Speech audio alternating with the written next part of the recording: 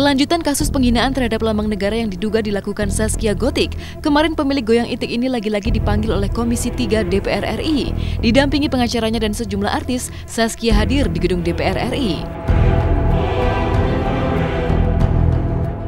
Oleh Komisi 3 DPR RI, Zaskia ditantang untuk membacakan Pancasila tanpa teks. Di hadapan anggota Dewan terhormat, Zaskia dengan lantang mengucapkan satu demi satu sila Pancasila sambil memberi penekanan kata demi kata. Kepiawaian Zaskia membacakan Pancasila sontak mendapat aplaus dari para anggota Dewan yang hari itu mengundang Zaskia untuk ikut sosialisasi Pancasila dan memberi klarifikasi terkait kasusnya kepada anggota Komisi 3 DPR RI.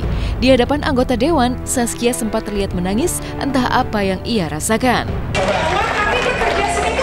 Zaskia udah tahu lambang sila kelima sekarang? Udah ya? Atau perlu nggak Zaskia Gotik sendiri? Boleh. Bismillahirrahmanirrahim. Pancasila. Pancasila. Kurang kompak. Ya rame-rame gitu. Rame-rame ya. Bismillahirrahmanirrahim. Pancasila. Pancasila. Satu. Ketuhanan yang Maha Esa. Ketuhanan yang Maha Esa. Dua. Kemanusiaan yang adil dan beradab. Kemanusiaan yang adil dan beradab. Tiga. Persatuan Indonesia. Persatuan Indonesia. Empat. Kerakyatan yang dipimpin oleh hikmah kebijaksanaan dalam permusyawaratan perwakilan. Kerakyatan yang dipimpin oleh hikmah kebijaksanaan dalam permusyawaratan perwakilan. Lima. Keadilan sosial bagi seluruh rakyat Indonesia.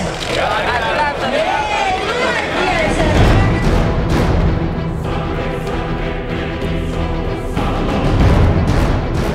Adalah kesepakatan kita bahwa negara yang kita duduki hari ini, kita berdiri hari ini adalah negara yang bukan negara sekuler. Ditulis itu bebek nungging. Bebek nungging itu yang perlu diketahui oleh publik bahwa itu adalah hak patennya Neng Zaskia Gotik. Lagi pula, ketika dalam sistem penerapan hukumnya, ketika dibikin Undang-Undang 24, itu menurut saya adalah sebuah kecelakaan hukum. Kenapa? Karena dalam tata laksana bahwa Neng Zaskia Gotik itu disiapkan oleh televisi. Berarti dia spesialis dan regionalis, jadi harus pakai undang-undang penyiaran. Jadi kira-kira Komisi 3 mengapresiasi sikap Zaskia yang telah menyadari kesalahannya dan menyampaikan permintaan maaf kepada publik. Alih-alih memarahi Zaskia, salah satu fraksi di Komisi 3 DPR RI justru mendaulat Zaskia Gotik sebagai duta Pancasila untuk Indonesia. Dengan harapan, Zaskia benar-benar mempelajari Pancasila. Secara simbolis ini sekaligus mungkin menjadi duta Pancasila.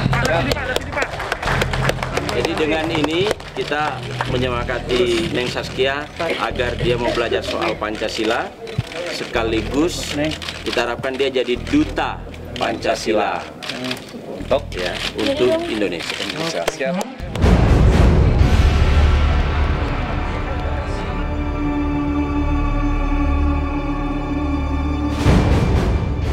Siap nggak siap, makanya itu harus belajar karena kan Neng dari ketidaktahu ya harus supaya tahu gimana caranya ya belajar gitu. Jadi mulai sekarang ya Neng udah belajar, udah menghafal Pancasila, udah menghafal lambang-lambang Pancasila, jadi pelan-pelan lah.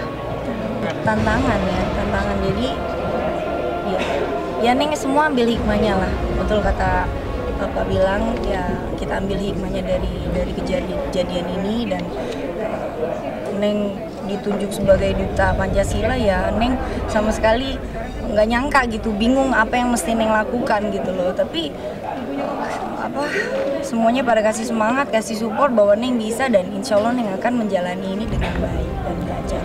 Terkait laporan ke polisi terhadap Zaskia Gotik dengan tuduhan dugaan penghinaan lambang negara, pihak Komisi 3 DPR RI rupanya menganjurkan cara lain untuk menyelesaikan persoalan tersebut, yaitu dengan memaafkan Zaskia Gotik sembari mendorongnya untuk mempelajari Pancasila secara benar, baik dalam tataran pengetahuan maupun tataran praktis. Tentu dengan harapan Pancasila tidak sekedar dihafal, tapi juga benar-benar diamalkan.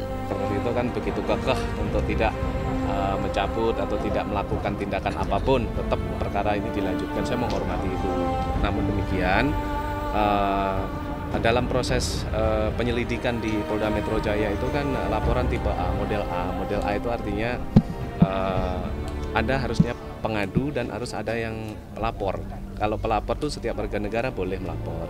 Tapi kalau pengaduan itu kan yang dirugikan dalam konteks ini adalah bangsa dan negara. Artinya yang lapor itu ya hanya sebatas lapor saja.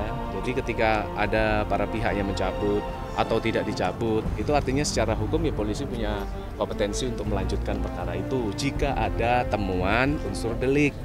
Tapi kan saat ini kan setelah pemeriksaan kemarin itu ya lebih kepada pemeriksaan yang runtutnya itu pada undang-undang penyiaran, bukan lambang negara. Karena kalau lambang negara itu dilakukan di luar arena televisi. Kira-kira seperti itu. Ya. Saya ini harus memaklumi dan memaafkan. Yang pertama, cara penyelesaiannya tidak harus dengan hukum, ya. Tetapi kita menyelesaikan. Kalau ada permasalahan seperti ini, yang bisa kita selesaikan adalah dengan persuasi. Justru kalau kita dorong untuk bersemangat mempelajari Pancasila, lalu dia mau belajar, lalu dia sebagai pekerja seni dia bisa memberi contoh yang baik, apalagi kalau sampai jadi duta, itu luar biasa.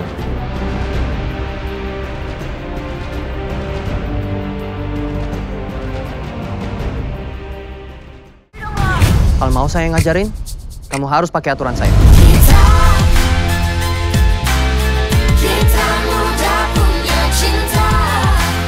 Bintang muda Maxim Boutier kembali menunjukkan kepiawaian aktingnya melalui film terbarunya berjudul Beauty and the Beast. Di film ini Maxim disandingkan dengan aktor-aktris muda lainnya seperti Chelsea Sania, Didi Riyadi, dan masih banyak lagi. Di film ini Maxim berperan sebagai Aldo, karakter yang diakuinya cukup sulit karena selain sangat berbeda dengan karakter dirinya, Aldo merupakan pribadi yang complicated.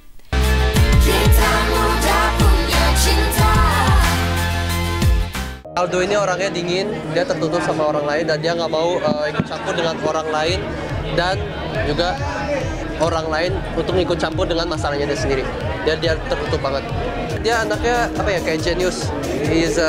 Dia tuh chemist top of the class. Jadi aku kadang-kadang perlu waktu untuk ngambil dialog ya, karena ada beberapa dialog yang agak susah yang ngomongin tentang aku lupa apa aku ngomongin tentang apa. Itu agak ribet ngomonginnya karena aku nggak pernah ngomong tentang chemistry gitu. So that was one of the complications. Jadi kalau untuk karakter sih aku ada waktu untuk menganalisa karakternya. Jadi aku ada waktu dan akhirnya aku nggak terlalu ada masalah pas lagi syuting. Meski memerankan karakter yang terbilang sulit, namun Maxim tidak mengalami kesulitan dalam mendalami karakter dan membangun chemistry dengan para pemain lainnya. Pasalnya di film ini, Maxim disandingkan dengan aktor yang usianya sepantar dengan dirinya. Terkait adegan yang sangat berkesan baginya, inilah jawaban Maxim. Aku lagi di kebun teh, itu lumayan seru. Dan itu juga hari terakhir, jadi kalau udah hari terakhir kan pasti rasa mission suksesnya tuh udah sebentar lagi. Jadi itu salah satu scene yang paling terkesan. Tapi karena teman-teman pemain juga seumuran sama aku, jadi nggak susah untuk build up chemistry, because we all have kesamaan suka-suka hal-hal yang sama lah. Ini soal kelima di ulangan kemarin. Bisa jelasin? Lo santai aja dong lo. Kalau lo sampai kalah sama Kelly, lo itu bakal dikenal sama satu sekolah bukan Ira yang model, tapi Ira yang otaknya dodol.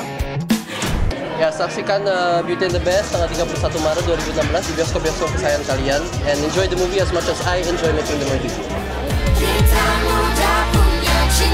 Jadi Aldo sekarang Ajang Indonesian Short Film Festival ISFF 2016 akan segera digelar.